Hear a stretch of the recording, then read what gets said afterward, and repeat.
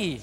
Vai ajudar a gente nesse mundo misterioso que é a nossa cabeça? Vamos lá, né? Desvendar os segredos do nosso cérebro. Ai, e olha, Cíntia, o que acontece, né, quando a gente entra na juventude? Parece que de uma hora para outra tudo muda, a gente parece que perde um pouco a noção das coisas, a gente vive em vários conflitos. O que acontece no cérebro nesse período que nós vivemos da juventude?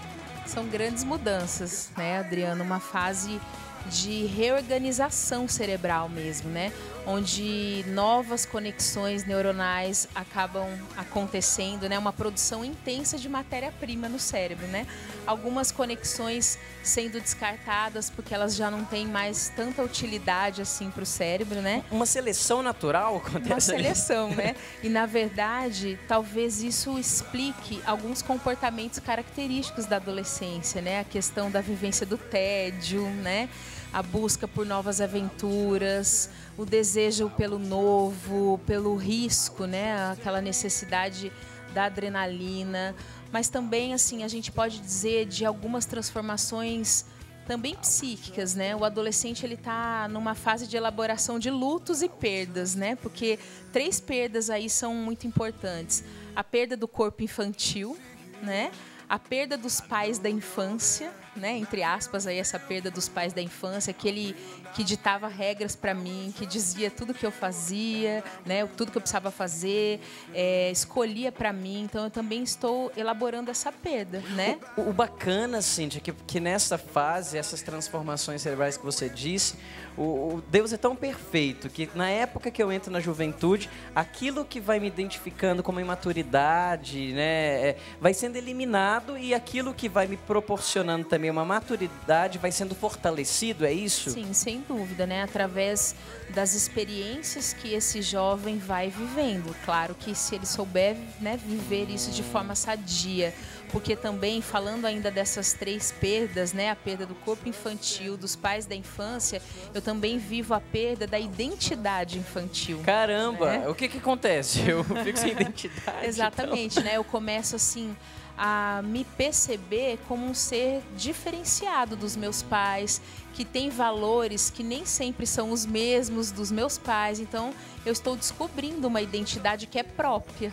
E aí muitos conflitos podem surgir, né? Porque diante dessas perdas eu também vou percebendo as alterações do meu corpo, eu vou me comparando também, e muitos conflitos surgem, né? Complexo de inferioridade. Diga um pouco também disso. Sem dúvida, né? Quando a gente vai dizendo dessa fase de perda, de elaboração de luto, não quer dizer que isso ocorra sem o sofrimento, né? Porque o jovem, ele tá ali naquele momento também buscando um referencial, né? Ele tem necessidade de se perceber diferente dos seus pais, mas ele não sabe exatamente, né, de que maneira, quem sou eu, né? Então é claro que essa mudança, por exemplo, corporal, ela pode trazer algumas consequências, sim, né? A questão dos complexos, porque é uma mudança muito rápida, né, que acontece no corpo, tanto da menina quanto do menino. E esse adolescente, ele tá, isso falando do início da adolescência, né? Ele tá aprendendo a lidar com tudo isso, né? Quem sou eu agora, né? Com esse corpo, com essa transformação que também ocorre hormonal, né? Porque tá ali todo, por exemplo, o aparelho reprodutor masculino, feminino, todo em mudança, né? Devido aos hormônios que também estão se modificando nele, essa transformação cerebral acontecendo. Então é claro que é uma fase que a gente, né, vai falar um pouquinho disso mais para frente, que o adolescente precisa da ajuda do adulto, que já tem esse sistema cerebral amadurecido, né, que é capaz de avaliar as coisas, né, avaliar as consequências dos atos antes de tomar decisões. Então o jovem, ele precisa viver esse momento de busca da sua identidade, da sua autonomia, mas levando em consideração a presença do adulto que tem essa visão do todo, né? E que nele ainda não é totalmente pleno em função desse sistema cerebral que está em amadurecimento. É uma fase de processo e desenvolvimento, né? A gente pode dizer assim. E aí a necessidade do jovem sempre querer se agarrar a alguma coisa, né? Um ideal, uma luta, uma causa, uma tribo, né? É uma fase de identificação. Sim, porque na verdade também a gente pode até dizer que existe uma transferência, né?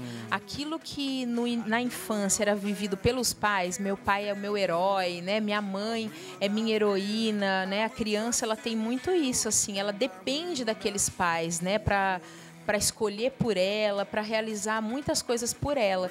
E na adolescência, talvez o jovem transfira um pouco isso para o grupo, né? Ele precisa do grupo para se sentir seguro, ele quer viver assim algo que mostre que ele não está sozinho naquele processo. Cíntia, nessa fase, a gente se apaixona demais. Quem nunca sofreu de amor? Quem nunca fez juras de amor e depois se percebeu, poxa, não era ela. Mas você se trancou, você fez um punhado de coisa. Essa paixão louca que a gente vive na juventude é normal? Faz parte? Ou a gente tá ficando doido, tá tudo desregulado afetivamente? Na verdade, né, vamos falar outra vez do nosso sistema de recompensa. Mas que bendito sistema de recompensa. Não recompensa muita coisa. Pois é, né? Porque, na verdade, vamos pensar assim, né? O beijar, né? As carícias são algo que causa prazer. Então, como consequência, né? Ativa um mecanismo de recompensa. Imediato. Que é responsável pela sensação de prazer e pela busca de repetir aquilo que é bom, né? Então, mas aí a gente soma alguns outros fatores. Então, essa questão de aumentar, né, essa sensação de prazer, somada à impulsividade do jovem, que lembrando, né, que a gente diz que não tem ainda amadurecida, né, a capacidade de analisar as consequências dos fatos, então age muito movido pelo impulso. Se entrega, né? Exatamente, né? O que a capacidade de raciocinar, de avaliar as consequências, ela ainda, na cabeça do jovem, ainda não está pronta, né? Está em processo, né? Desenvolvimento e processo.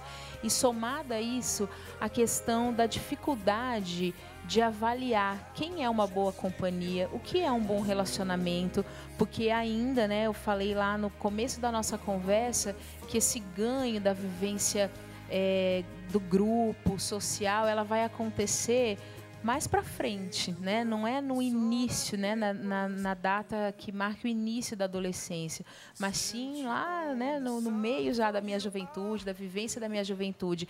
Então, somado esses três fatores, né?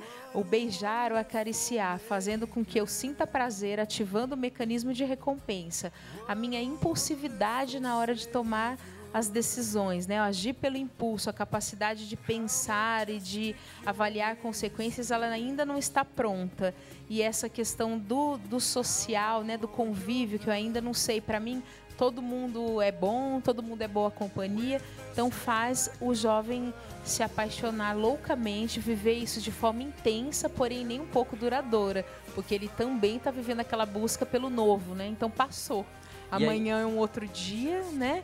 E eu quero viver algo novo. E eu acho que vale a pena, né, a gente ressaltar esses aspectos para que o jovem também se questione de que forma eu tenho vivido essa busca pelo novo, de que forma eu tenho vivido esse desejo de me apaixonar, de me envolver inteiramente, né, em algo, por alguma causa, né, com alguém. Como que eu tenho vivido isso?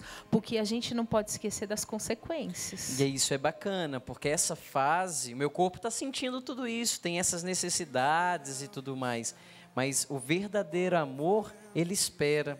A paixão, ela passa. E aquilo que às vezes eu vou fazendo hoje pode ter consequências sérias lá na frente, né?